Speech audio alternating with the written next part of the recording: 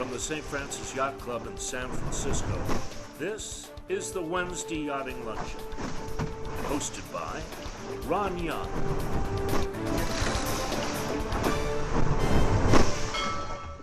Welcome to the Wednesday Yachting Luncheon, live from the virtual grill room of the St. Francis Yacht Club. We hope that you and yours are safe, sheltering in place in a comfortable environment, and we look forward to greeting you back in our yacht club just as soon as conditions permit. Our speaker today has had an extraordinary life. We'll be speaking with us about an inspirational 501c3 that he created called Ranger Road. Mikhail Venikov was born to a father who was a special services officer for the Russian army and who became an American. Mikhail Venikov had a vigorous, athletic early childhood, joined the army, became a special services soldier, and in 300 missions, 2 to Iraq and 1 in Afghanistan, distinguished himself to the extent that the Army put him up to be a competitor in the Ranger 1 competition, a competition among all the special services forces. That is to say, the best of the Navy SEALs compete with the best of the Army Rangers, et cetera, et cetera. Each of the branches of service nominate participants. And our speaker today, Mikhail Venikov, and his partner, the duo, won the Ranger 1 competition and thus became named the #1 Special Forces team. I'll ask Mikhail to talk a little bit about that and why he's chosen to give his life in service of vets who injured themselves in our service. After getting to know him through Wednesday Yachting Luncheon, I've had him sail on Youngster, my 84-year-old sailboat, which is now part of Ranger Road Sailing. Veterans challenge themselves in new athletic endeavors, and I believe their philosophy is very, very solid underlying Ranger Road. So with that, Mikhail, good on you, mate. Welcome to the Wednesday Yachting Luncheon. Hey, Ron, thanks for having me, brother. Hey, so Mikhail, talk a little bit about your childhood. Tell us where you were born. Describe your early childhood. Yeah, thanks. Thanks for the introduction. I appreciate that. Like you mentioned, I was born in the former Soviet Union, to be exact, in Kazakhstan. Those of you that may have seen Borat, that was home for me. So that was where I was born. And my dad did serve in Spetsnaz, which is a Russian special operations unit. And at one point, when we had the opportunity, we immigrated over to the U.S.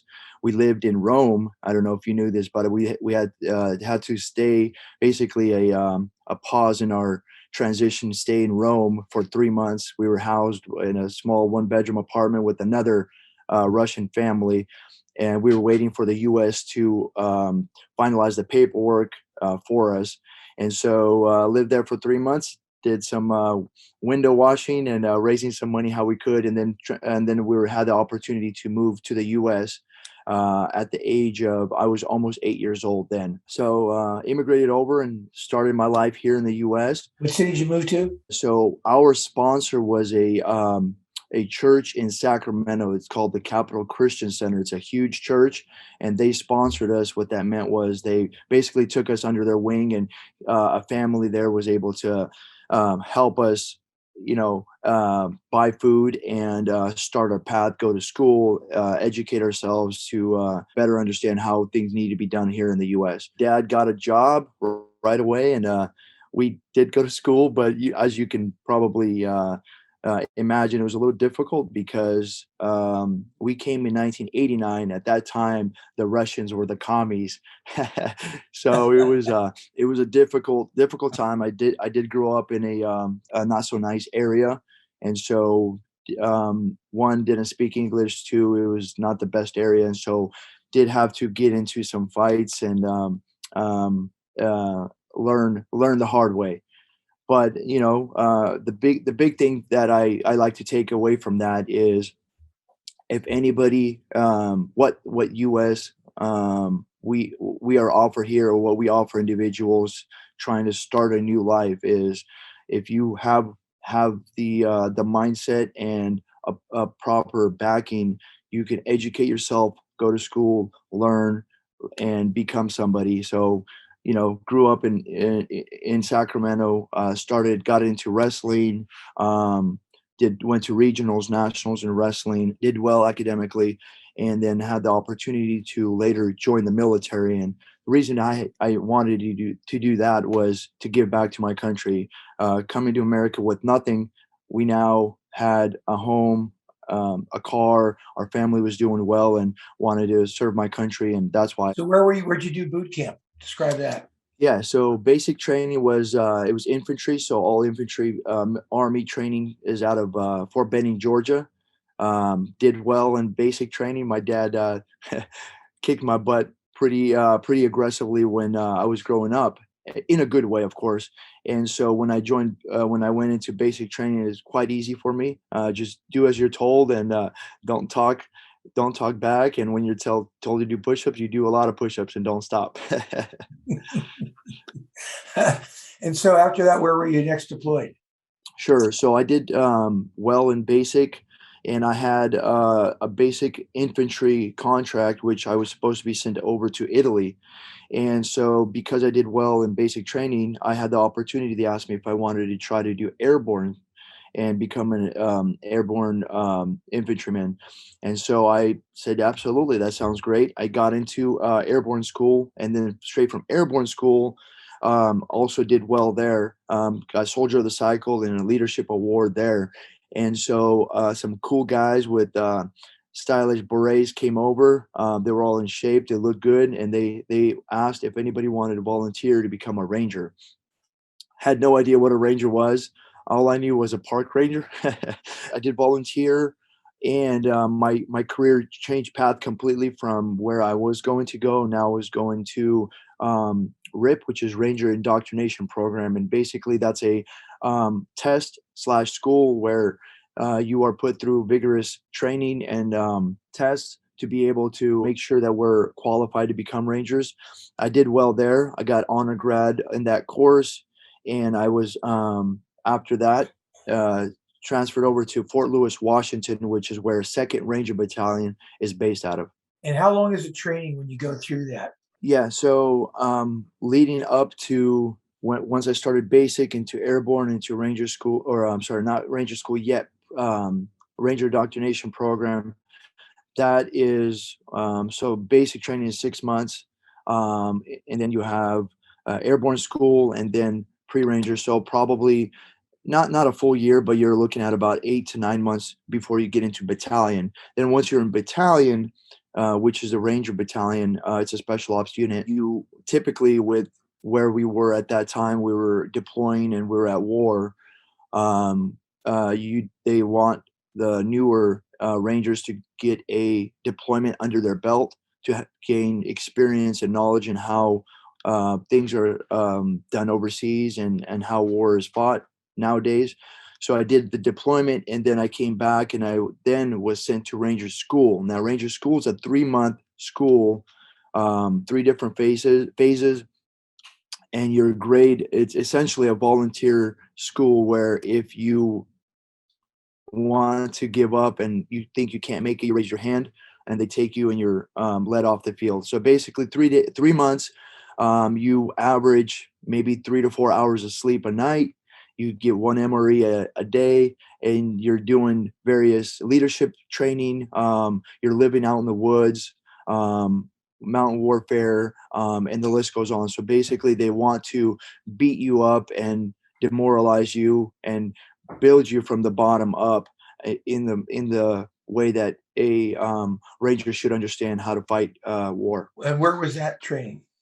So that all starts in Fort Benning, Georgia. You do 3 different phases. You go from Fort Benning to Dahlonega, Georgia, which is the mountain phase. You have Florida phase, swamp phase, and then you have the desert phase. So there's different phases within the 3 months that you have to learn, educate yourself, and understand how things are done while you're in Ranger Battalion or while you're in service. Tell me a scary moment during that training. Realistically, a lot of it is a blur. The hardest part, to be honest with you, is the leadership situation. And you are not put in situations where it's a life or death scenario. The ranger school when I say demoralizes you, what they do is basically they want everybody to learn to work together in very hard situations. I'll give you an example. For you're out there in the woods for 3 months. You have, say, 60 guys, and the cadre will say, Ron, you're in charge. You're the platoon leader, so you're going to be in charge of 4 squads. Say it's 60 people, and you're in charge of everybody, and they'll give you a map, and you're in point A. You need to get to point B. That's about, say, 10 clicks, or say, I don't know, 10 miles or 5 miles, whatever the case may be. Your sole job is to get everybody working together, get to that point. Your soldiers have been sleeping 2 hours, 3 hours a night. They're tired. You're in week 3. People are getting pissed off at each other. They're hungry. They're only eating once a day. You're putting maybe 50 to 60 miles on your boots every day. So the difficult part is staying and being able to control these men. And while you're booting from point A to point B, you have other missions to do. You have to kill or capture Robert Foster. Robert Foster is in a building surrounded by numerous men that are armed. So you have to develop a plan, attack the location, kill or capture the bad guy, then still get to the DZ, where if you don't get there in time, the helicopter will leave. And so it's essentially a movie, but you're living it. And the reason they do this is because they want to understand and see how everybody's going to function under pressure. Everybody knows you're not going to get killed here. You're not going to get shot at least not with real bullets. But the idea is to understand what to do, when to do it, how to do it, how to explain the process to your fellow soldiers, make sure that they get the task accomplished. The attrition rate is very interesting because I came in with a class, maybe 60 people, and about 20 to 25 will graduate. And the reason they do this is because they want to push people and make sure they weed everybody out that doesn't belong in the Ranger Battalion. Okay, so you go through all this training. Sounds like a year and a half, a year and a quarter worth of training. And then when's your first overseas deployment? Yeah, so my first deployment was before Ranger School. Unfortunately, when I came in straight to battalion, if you guys have ever heard of Pat Tillman, he's used to be a football player. He was actually in my company, and so right when I came into Ranger Battalion, before we deployed again, my unit was already deployed, and the Pat Tillman incident occurred, and so there was a lot of difficult things that needed to be addressed. He was not the only one that was killed, but he, because of his background and position in the U.S. and everybody knowing who he was, his situation definitely needed to be addressed differently. This is a friendly fire incident. Can you give Yeah. us like a couple sentence summary of what happened with Pat Tillman? He was a football player, went into the service, and died under friendly fire. Is that a Correct. summary? And so Uh, give us a little bit of how did he sure, get shot or what? sure, that's a good summary. I will elaborate a little bit on it in the sense of, in Ranger Battalion, like when you asked in Ranger School, are there any dangerous or situations that are difficult? Yes, they're difficult. That's in school, but when you get into Ranger Battalion, most of the training that we do is live fire. What that means is, if you're going in a shoot house, which is basically a house with different bedrooms, you're training. You train. The way you train is the way you're going to fight. So we train with live rounds, and there are incidences when accidents do happen. People do get shot, very very rarely, but that is something that does occur. With Mr. Pat Tillman, this occurred overseas. There was some stressful situations when his unit, his squad got made contact, which they were under fire. And during that incident, some stressful situations occurred, and Pat Tillman did not was killed during that incident. Okay, so now after Ranger School, tell me your first deployment as a Ranger. Where'd they send you? First deployment was Iraq. Okay. Yeah. And so what year is this? This is 2000 and End of 2003, end of 2003. I'd like to explain some of the stuff that occurs there, but to be honest, a lot of it is a blur. We do numerous missions throughout the week. Most of the missions are briefed and are conducted at night. What percent of all Ranger missions that you did were at night? If I had to put a percentage on it, close to 95%, if not Of more. 300 missions, 95% were at night. Correct. And the reason being behind that, if I can elaborate a little bit, is because U.S., we are blessed to have a lot of technology and a lot of equipment that others do not have. So we take advantage of that situation. It puts us in a better position. We have night vision, nods, and the Afghani Iraq folks do not. So it is beneficial and safer for us to conduct missions at night because, yes, you can hear us periodically with the helicopters coming in, but if you can't see where you're shooting, it's difficult to hit us. And so that's why we do missions, or one of the reasons we do missions at night. And basically, you're training and or sleeping, taking a nap during the daytime, and then the missions are conducted at night. For our safety and success of our missions are higher because of that.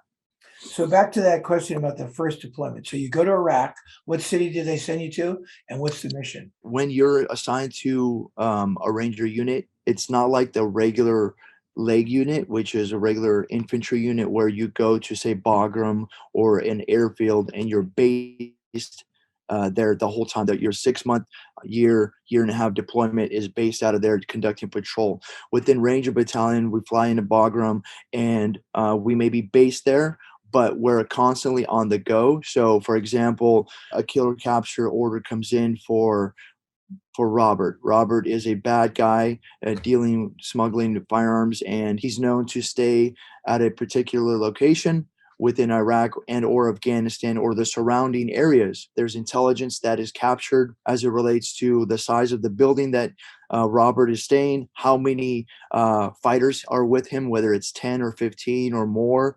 Are they always armed, and what they're doing? So a lot of intelligence is gathered and then presented to us. And so when it's presented to us, we'll start in Bagram, for example. I'm just giving you an example. We'll either drive and or fly to the location where where the target is. We either fast rope in. Fast roping is from a 60 or a Black Hawk. We come out of the helicopter. There's a big rope that gets dropped down. We fast rope. Basically, you grab the rope and you try to slide down without hurting yourself. Very difficult, by the way, when you're carrying a lot of gear with you. You got about 100 pounds of gear. I'm 200 pounds. That's 300 pounds going straight down at night. You can't see the bottom. You just have to feel it with your feet. And so a lot of times the ground is uneven. So there are accidents that do happen.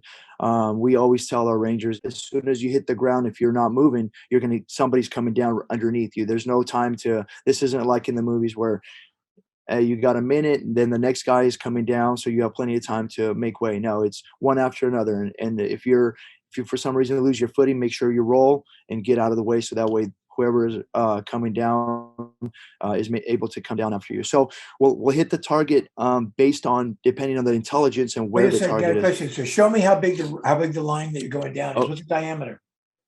So here, if we're going to get into that, I'll explain a little bit more. So we are given 2 pairs of gloves. You're given the regular pair of gloves, and then you're put on leather work gloves. So the leather work gloves you cannot shoot with. You cannot really make a fist. They're just really thick and leather. And the reason they give us those is because obviously you're going from point A to point B on a rope. You're 300 pounds and you're going to be sliding. You cannot, it's almost like they do it on purpose, but you would think that you would want to hug the rope as tight as you can. In fact, what you're doing is you're taking your arms apart like this and you're basically clinching the rope, and this is used as a brake. That's all this is. You're just slowing your descent. That's it. And then your boots are conducted in the same way, where you're pinching the bottom of the rope. And as soon as you touch the rope, you're going straight down. So you have to pinch in as hard as you can and slow down your descent. That's all it is. You're not climbing down, you're sliding down, and the gloves help with that. So it is difficult. There are incidences when accidents do occur. Folks do fall off and get hurt, especially in cold months when your hands are cold. You can't really feel what's going on, and you try to clinch down. But there are accidents that do happen. How long is the rope? How long do you go down? Depends also based on the location. If we're on a mountain or in a village, or what the terrain is like. It could be anywhere from, on average, say 30 feet. It could be 20 feet. Just depends on where it's safe for us to be put down, safe for the pilots, safe for us to come in and out. So let's imagine it's a building top. How long is the chopper over the building? How many people go down the rope? Typical mission. Very unlikely for us to descend onto a building unless the mission requires it. We will either descend onto the street, near a building, mountain, etc. Just it'll differentiate based on the mission. If we're coming onto a rooftop, a lot of times it'll be not a Black Hawk, it'll be a Little Bird. If you guys ever seen Black Hawk Down, the movie, so those were Rangers back in Somalia. The smaller helicopters that you saw, those are called Little Birds. Little Birds are very mobile and can get us to wherever the hot zone is as quick as possible, and let us go in and out really quickly. So that only will put 3 to 4 Rangers onto the rooftop or wherever we're going, whereas a Black Hawk or a 60 or a 47, a Chinook, will put a lot more individuals into the location quicker at one time. When you guys are deployed, you have lots of different kind of weapon systems. What do you usually have? Because you're a big guy, you're 6'1", 205-ish pounds or something like that. What is the weapon system you usually would have in a deployment? Sure. So within any squad, there is a weapon squad, and then there's the fire team. So a weapon squad consists of individuals. Usually, this is what we did. I was on a weapon squad at one point. Bigger guys that can handle a little bit more weight. And the reason they're specifically assigned that is because you're rucking, you're moving around. We call it a pig. A pig is a M240 Bravo machine gun. Which shoots or fires 7.62 by 51.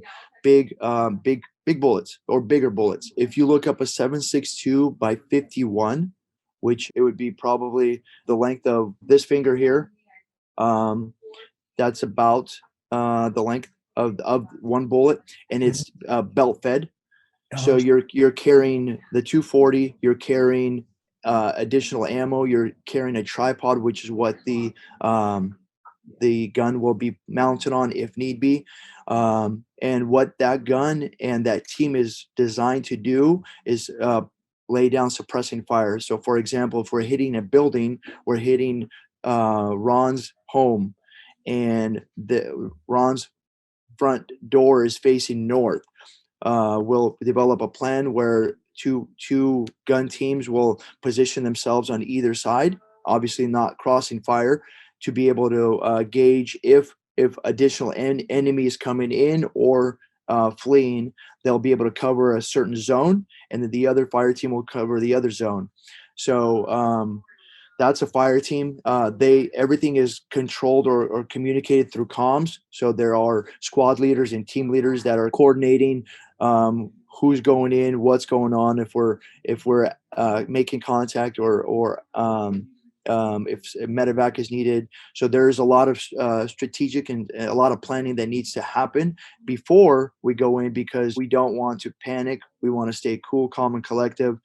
As we like to say, slow is smooth, smooth is fast. A lot of people want to move fast and get something done, but a lot of times if you just take one step at a time and acquire the target, figure out what's going on, it's usually more successful and quicker that way. So we see all these movies about what's going on in war, but we don't see much about the infrastructure operations that kind of support the troops in the field.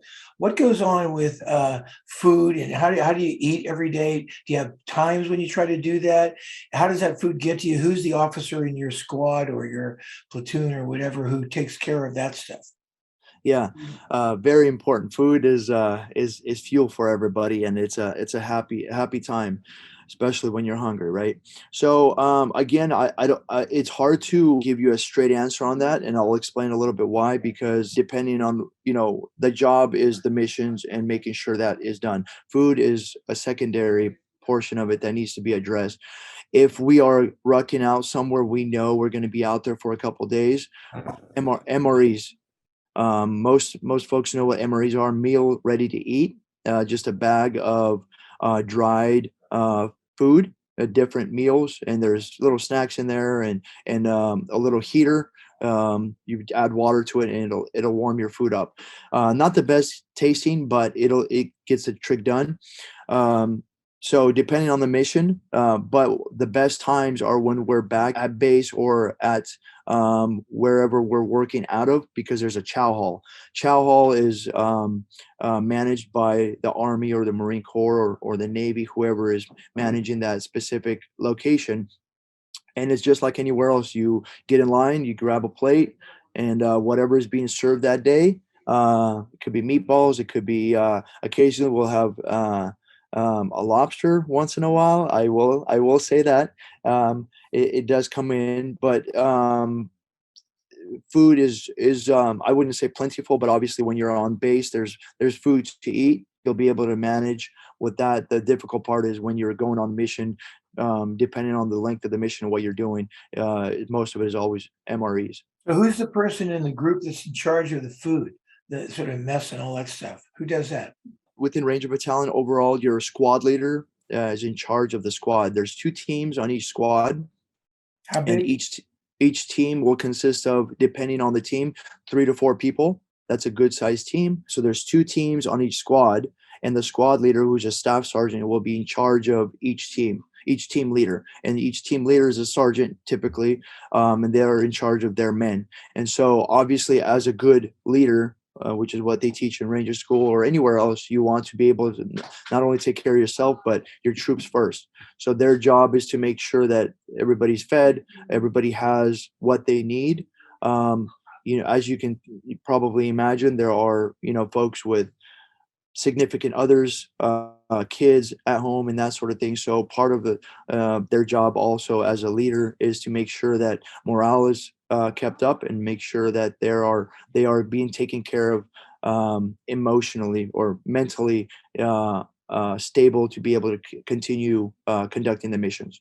When you're going mission, couple missions a week, you're hearing this from command. Are you sleeping during the daytime in a bunk situation? Are you in sleeping bags? How do you take care of all that stuff? The best way to compare it to is as a barrack situation. If you're on post, you have essentially it's a like a trailer, basically, empty trailer, and you have wood bunks within the trailer. You have your gear laid out there. You have a sleeping bag. You have your change of clothes. You have your, all your equipment there, and that is on base, somewhat safe, and everything is organized there. Now, obviously, if you're hitting a mission and it's a multi-day mission where you're out in the field, then obviously you're going to be rucking up. So you throw all your necessities into a ruck. You take everything with you. Whatever you come in or you leave with is what you return with. We never leave anything behind.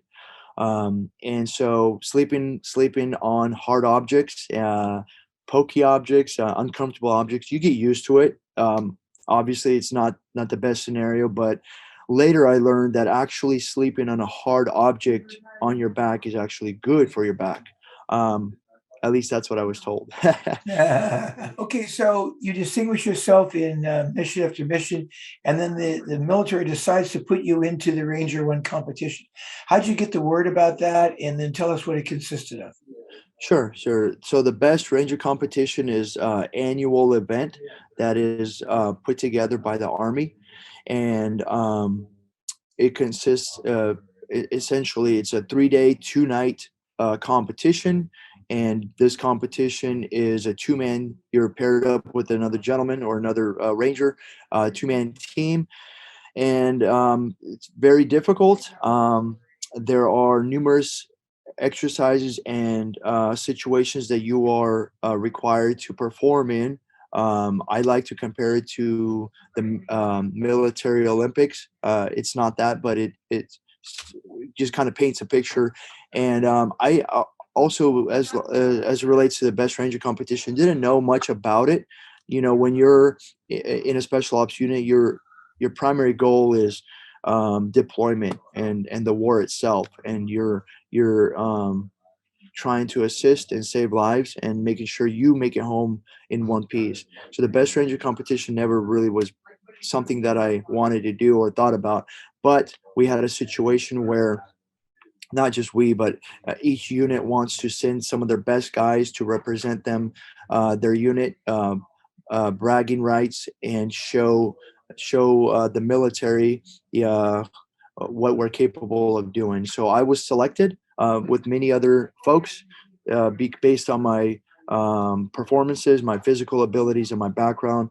And so I was on deployment, and I was sent back 2 months early to train up for the competition. We trained up. I was teamed up with a gentleman who's done it before. He has some experience, and long story short, fast forward 3 days, we kicked some ass, and we ended up winning. There's shooting, fighting, swimming, a lot of weapon type scenarios that you're put into within the team, and you get graded and awarded points. And the winning team is called the best ranger team for the year. So you are the two that win the event and are allowed to have those bragging rights. How many days long is that competition?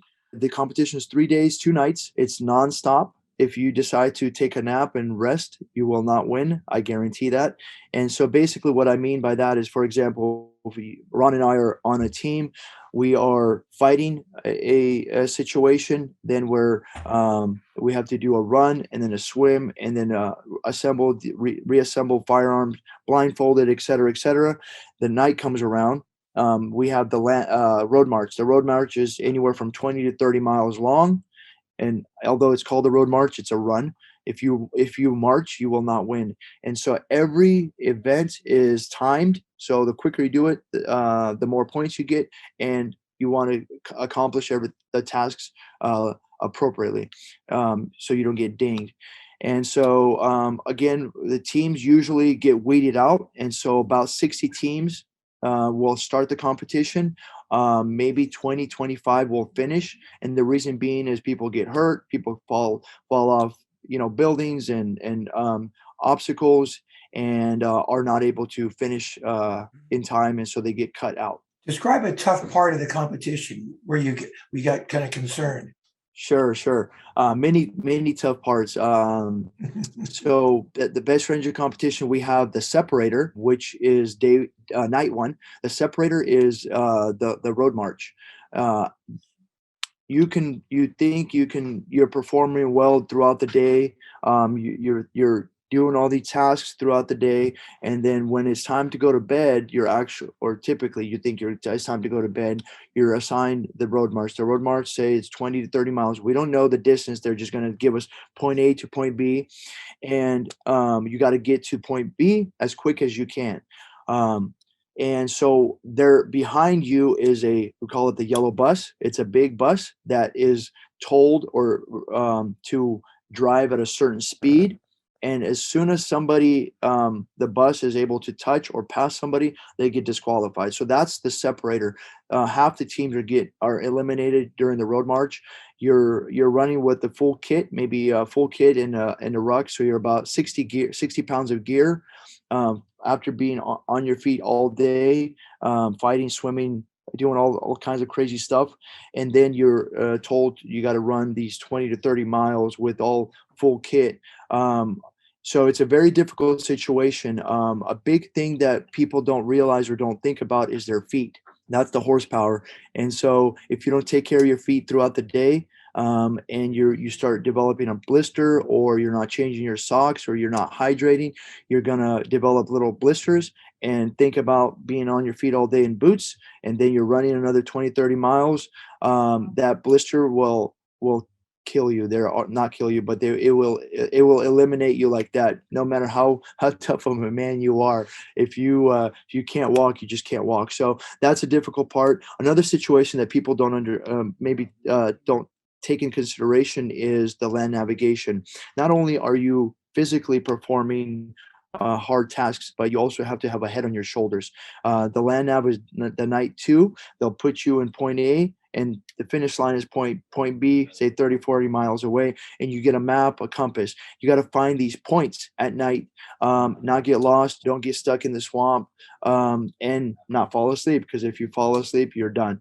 And unfortunately, there are folks that think that they can just take a nap, they'll sit down, and because they're so tired, they're out in seconds. Next thing they know, it's daylight and they're eliminated. So those are super, super extremely difficult situations. You folks do start hallucinating because they're not hydrating, they're not resting, and they're trying to push themselves to the limit that they may have not had to do before. So hallucination is a situation that folks can find themselves in, and obviously it's a bit dangerous because you're out in the woods. People don't know where you are. There's no comms, there's no radio, and then usually daylight time is when they're found, hopefully in one piece. So how are you bringing water and food with you? You're carrying on your back all this time?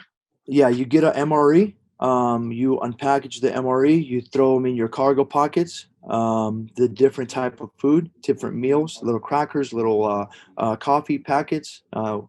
Something that we like to do in Ranger School and the Best Ranger competition, you'll throw some coffee, instant coffee in your lip.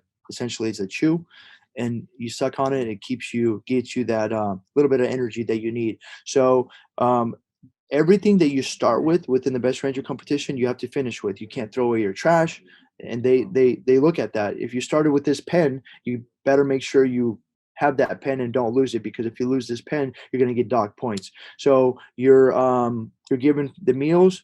You can put the meals in your ruck. You can put them in your pocket. You can lose it. You can throw them away. It's your decision. You're a man. You have to make those decisions. As long as you have enough food to prep and continue these 3 days, and enough calories to burn. Are you shooting blank bullets, yellow glue bullets? What do you have in terms of ammunition? And it's like a war game. So how do they work? Yeah. So depending on what the station is, if it's a shoot house, most likely we'll be using sim rounds. Sim rounds are fired. They're fired like live rounds, but it has a little paint tip at the end. So when you hit the target, they will definitely feel it.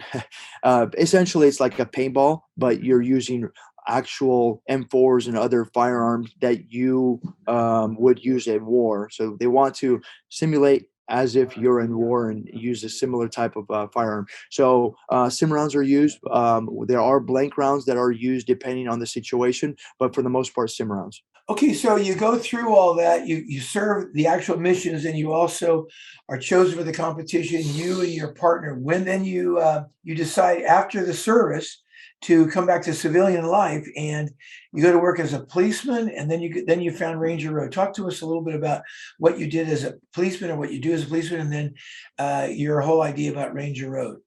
Yeah, sure. So my career in the military was phenomenal. I'd like to say all the stars aligned for me. Not everybody, obviously, not to get too mushy about it, but not everybody had the um, that situation presented to them. I had the opportunity to serve my country, get out of the military, and with all my body parts intact. Um, a lot of mixed emotions and a lot of different situations occur where um, folks don't make it out. But I had the opportunity to make the decision, and I decided to get out. So once I got out, I had no idea what I was going to do. I'm used to high speed door kicking, situations where that's all I did, mini missions, and that's what I grew up doing. And so when I came out of the military, I went home and I literally had no idea what I was going to do. Long story short, I had the opportunity to work in law enforcement, applied, did well, graduated, and started my career as a San Mateo police officer. While when I got into San Mateo Police Department, I right away had the opportunity to try out and make the SWAT team. So I was on the SWAT team. And long story short, eventually a situation occurred where I got hurt and I had some downtime. And obviously, I'm fast forwarding a lot of different things, but while I was hurt, I had some downtime. And typically, I don't sit and not do anything. I'm a very active individual. Well, this forced me to sit down and watch some movies, some Netflix, and check some emails and respond to text messages that I've been getting because of my success in the military. And winning the best ranger competition. We were on ESPN Military Channel. A lot of folks saw who Mikhail was. Mikhail was an immigrant that started with nothing and had the opportunity to become somebody. And so a lot of folks would, while they were in or out, would ask me, reach out, hey, Mikhail, looks like you're doing well. Your military career was good. You got out, you started a job, working. What did you do differently that we're having a hard time? And all these folks were telling me they had a hard time transitioning out of the military. They had marital problems, financial situations, a lot of different, things that were difficult for them. And so I had this time to kind of think about what helped me during my transition. And what I learned was not couple things: not feeling sorry for myself, not allowing myself to have too much downtime. As soon as I got out of the military, I got straight into mixed martial arts, fighting, and law enforcement. And so being busy and surrounding myself with good folks like you, Ron, and other individuals that I had the opportunity to meet and be around, rubbed up on me and showed me that instead of sitting there and not doing something, I was always active and always doing something. And so that's what I thought helped me. And so I started Ranger Road, not realizing what it was going to be. The Ranger Road is a tough road to take, and so that was the idea behind the name. And so what we started doing was putting folks, small groups together, and staying active through sports and outdoor activities, sailing, scuba diving, working out, and just being busy. And so what we also learned, we were victims of our own success. We did one event, and then the next, those folks told 10 other people, and so all of a sudden we started getting a lot of interest and folks reaching out to us and telling me, hey, Mikhail, this is awesome. Can we participate? Can we help? And so that's kind of how Ranger Road was created and in the beginning phases. And so you incorporated as a 501c3 in the state of California, and you currently have any number of members. I've been lucky enough to meet several of them, many with carbon fiber legs. And your essence is that you believe that creating a bond with other participants while you're engaged in kind of seemingly impossible physical task. If they haven't skydived before, that's a scary thing. So one of the things they might do is they might go skydiving or scuba diving or race cars at high speeds or Ranger Road sailing, where we take people sailing. And so give me a little bit more about your philosophy about these stressful environments and the desire by team members to want to get back to that bond, that team-like bond that you get in the military and in certain teams, and which you guys try to recreate in the Ranger Road experience. Yeah, absolutely. Thank you for that. So each program that we put together is geared or based around the idea of camaraderie and team building. So I can take care of myself and I can do a lot of things, but that doesn't mean that benefits other people. So within Ranger Road, we have a saying, we say, together we are strong. So we try to encompass and cover as many folks as we possibly can to assist them through their transition phase or through the difficult times that they're going through. Like Ron, you mentioned, there are folks that are missing legs, missing arms, folks that are paralyzed, and they're going through different situations and we don't always know what's going on. Ron had the opportunity to meet, and some of you guys may have seen Jordan before, and he's a good friend of mine and part of Ranger Road. While he was deployed, he was attached to 3rd Ranger Battalion, and he was shot in the head while on a mission, in a combat mission. And long story short, there was a gentleman who was a medic, a 3rd Ranger Battalion medic, who basically saved his life. When he hit the ground, he doesn't remember anything. Jordan doesn't. And so this medic was able to treat him and get him the care he needed. And so although the doctors didn't think Jordan was going to make it, he made it with some difficulty. So he's now a single amputee. He's missing one leg, and his whole right side is paralyzed. So he has a hard time doing what he did before. He was a very active individual. And so what we do with Ranger Road, we talk to Jordan and get him involved and doing the things that make him feel quote unquote normal and able to function in society. And a bigger part of that is we try to take those vets that have benefited from Ranger Road, if they've gone sailing or if they've gone scuba diving, and if they like certain programs, we try to get them involved and put them in leadership positions to be able to lead and help others who may be struggling and going through what they're going through. So that's what we do within Ranger Road. Each program, the sailing programs, the skydiving, the scuba program, a lot of them are led by individuals who have a passion for what they're doing. And we try to get folks involved to be able to help not only them, but help individuals that are struggling and going through maybe similar situations. So Mikhail, show me some pictures of Ranger Road guys. Sure. So this here is part of our Ranger Road Motors. This is an opportunity we had with Jay Leno. It's a funny story is he came out and raced against our guys, and his driver hit our car at a race in Sonoma, and so he came out, apologized, and he said at least one of the things I can do is have you guys come out to my racetrack. So we came out to him and did some driving, and he showed us some of his cool cars. And Jay was a very awesome guy, and ended up doing a show, or put us on the show with the Jay Leno's Garage. So if you guys ever have an opportunity to take a look at it, it's awesome, and he's a great American. This here is Alejandro. He does numerous things within Ranger Road, part of skydiving. As you can tell, he's a double amputee. And Alejandro runs our skydiving program, but also does a lot of things. He's a former 82nd Airborne veteran, and he obviously lost his legs. He was blown up. Has a phenomenal story, super supportive individual, and very positive. You couldn't break his will no matter what you do. This here is two gentlemen. The gentleman in the back is Jordan that I spoke to you guys about. He's the gentleman that got shot in the head.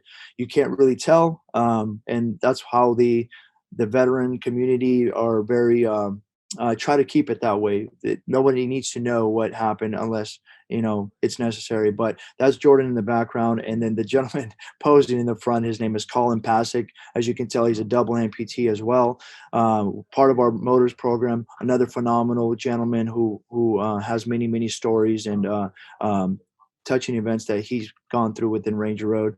Just wanted to show you guys a little bit about various programs that we have. This is a very America picture here. This picture here is tank rides. We try to bring in families, whether they're veterans or not, and to be able to participate and feel or be part of the military experience, and they get an opportunity to get on the tanks and go on a ride and experience that through Ranger Road. Another picture I'd like to share with you guys is Ranger Road Scuba. A lot of sexy men there, some with and some without abs, obviously. But second from the, I recognize the guy second from the right there. Is that just a plastic front that he put on his chest there? That's not real chest. It's one of those washboards, right? So as you guys can see, this is a trip that we did in Florida. Took a group of disabled veterans. There's amputees there. Some that are sitting on the ground are double amputees. The others that are they have prosthetic legs, and so that doesn't stop them. We throw them in with the sharks. That luckily there was no sharks that day, but we ended up diving in Florida. We did about a 90-foot dive on this one here, but having the opportunity to take these folks out and participate, hang out, put some smiles on people's faces, and it's very rewarding. And some of the stories that they are able to share and bring back are just life-changing. This gentleman here that you're going to see next, his name is, well, I won't say his name, but this is the gentleman I mentioned previously. He's not a veteran. He's a single leg amputee. He lost his limb while working in law enforcement. So that's just to show you guys. Obviously, we're all human beings. Nobody's perfect, and we like to work together. And the biggest thing that he got out of this was he was able to hang out with other amputee individuals, whether they're veterans or not. It doesn't matter. But he got to learn that it's okay. Yes, he got hurt. Can't eat something and grow the leg back out, but he can perform and be a good person moving forward. So that's something that he shared, and maybe one of these times I'll bring him in, be able to explain some of the stuff that's going on with him. This picture, one of our newer program is called Range Road Sailing. That beautiful 84-year-old boat there, you guys might recognize, but just a phenomenal shot. Just tell you guys a little bit. When I met Ron, Ron said, "Hey, we should do some sailing for the vets, and it would be beneficial, be helpful, and we can help out." And I obviously I don't have much experience in boating or sailing. And so when he said you should come out, I told my wife, I'm like, "Hey, babe, Ron wants me to go sailing," and she's like, "Can I come?" I said, "No, let me just kind of see what this is all about." And so she thought, and I thought, we're just gonna sail, wear some flip flops and just have a good time. So I get on the boat, and next thing I know, I'm in like boot camp. Ron's yelling at me, not in a bad way, just giving me things to do. There's a lot of moving parts. There's lines. There's the boat's tilting, and there's just so much going on. It was cold. I was wet. I was miserable in a good way. I grabbed a line, then I grabbed it wrong. I ended up cutting my finger, and it was just one of the hardest days I've had sailing. And the reason why I like to bring that up is because I like hard. I like challenge. I like to learn new things. And the reason it was hard is because I didn't know what I was doing. I'm trying to make sure that I'm making Ron happy and everybody on the boat, and I'm not doing something that's going to hurt anybody.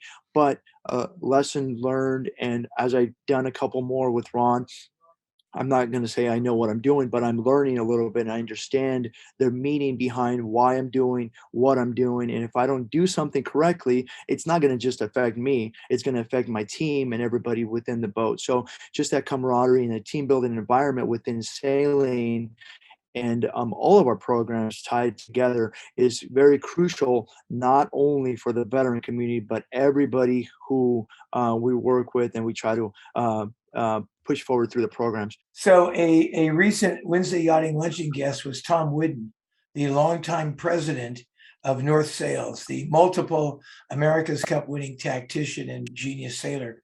And he describes the first time he went sailing. He says that he got water all over his face.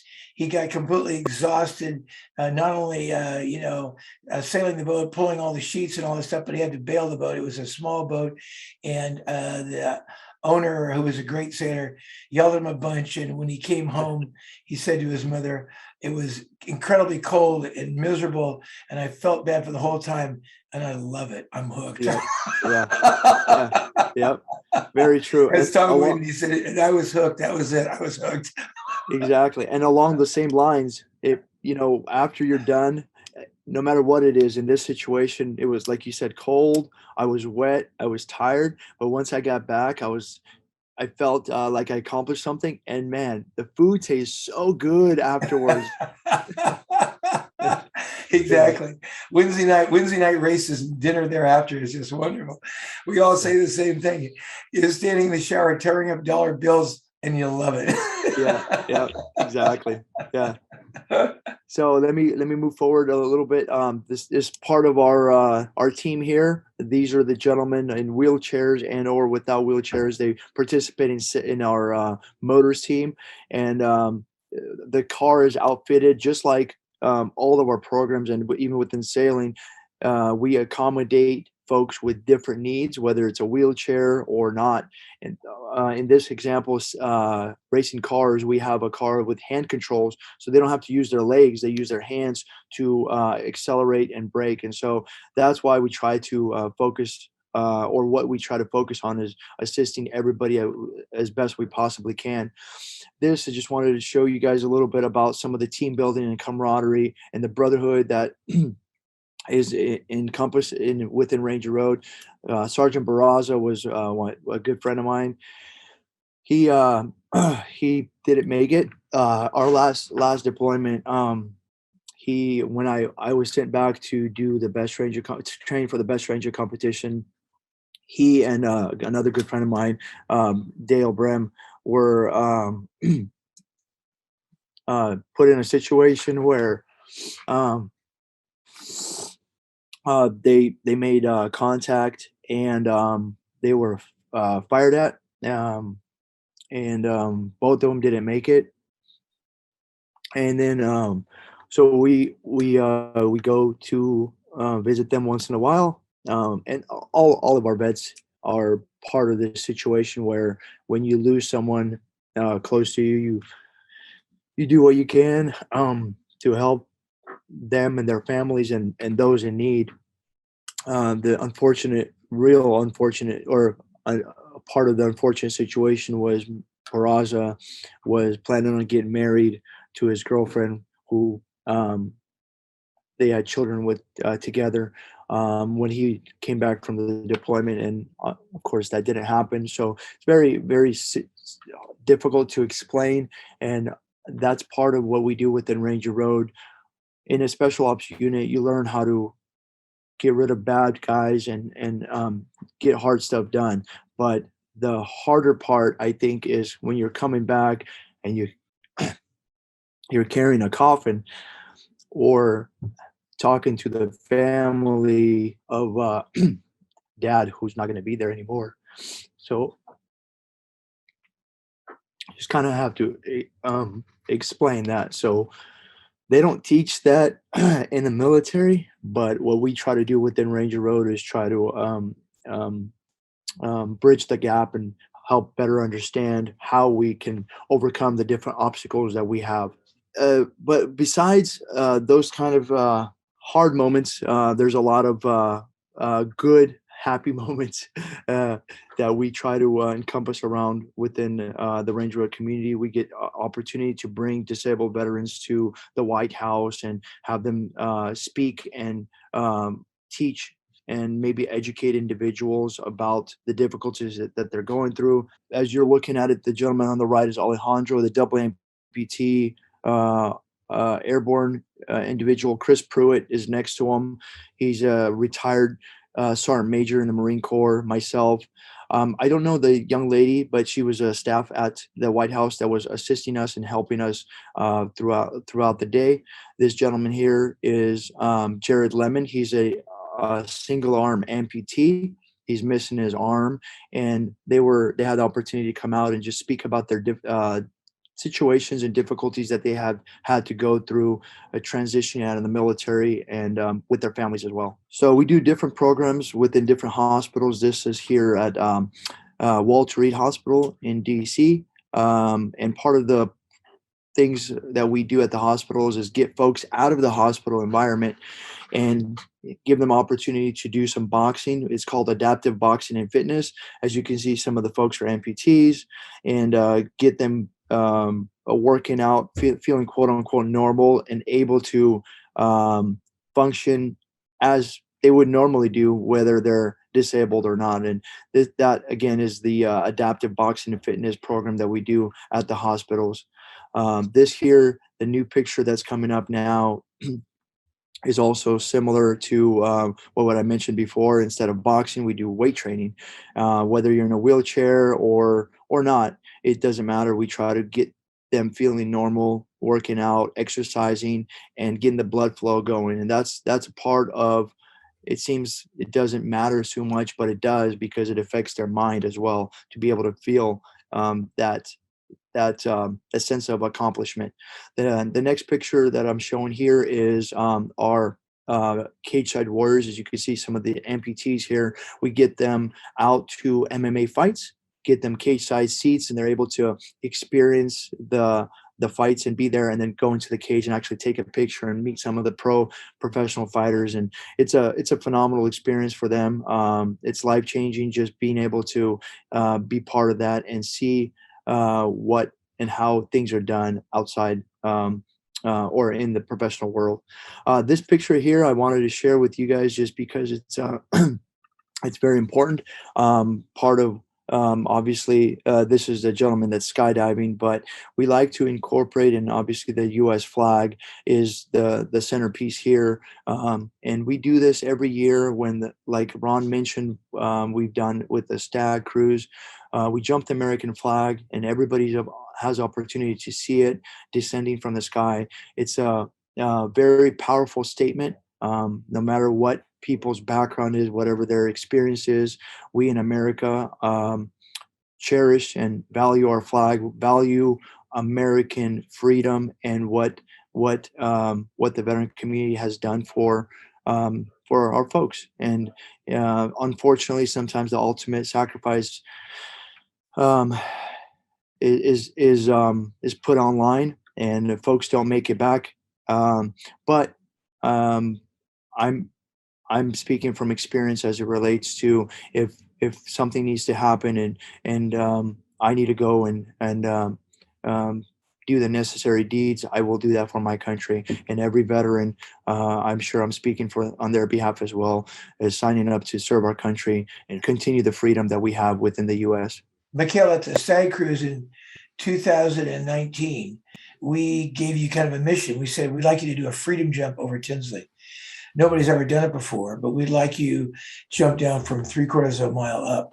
And I loved the can-do spirit that you expressed by coming out to Tinsley Island on multiple scouting out trips and scoping out the wind direction and the site, and then putting together this very memorable freedom jump onto Tinsley Island itself.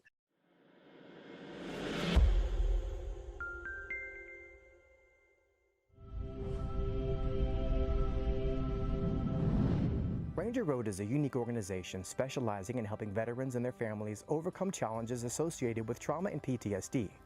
Along the way, they've had the opportunity to work with multiple organizations with the same mission set of making the world a better place for that community. On September 23, 2019, Ranger Road took to the sky in a special salute and thank you to the St. Francis Yacht Club for their continued support of the veteran community through the efforts of Ranger Road.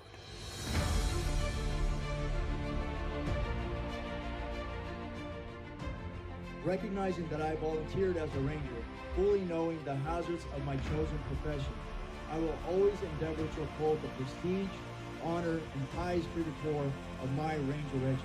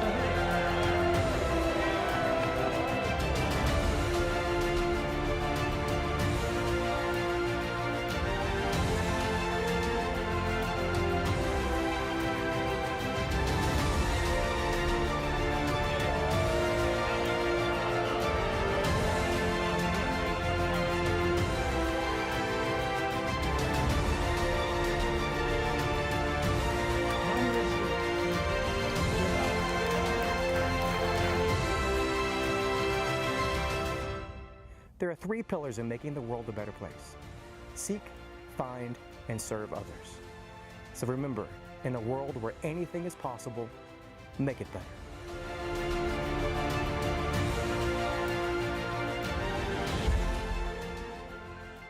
So, Mikhail, thanks very much for sharing the Ranger Road story with the Wednesday Yachting Luncheon. I look forward to sailing with you again soon. Good on you, mate. Thank you for having me, Ron, and I appreciate all the help and assistance you guys are providing for the veteran community. Thanks so much. And with that, we adjourn the Wednesday Yachting Luncheon.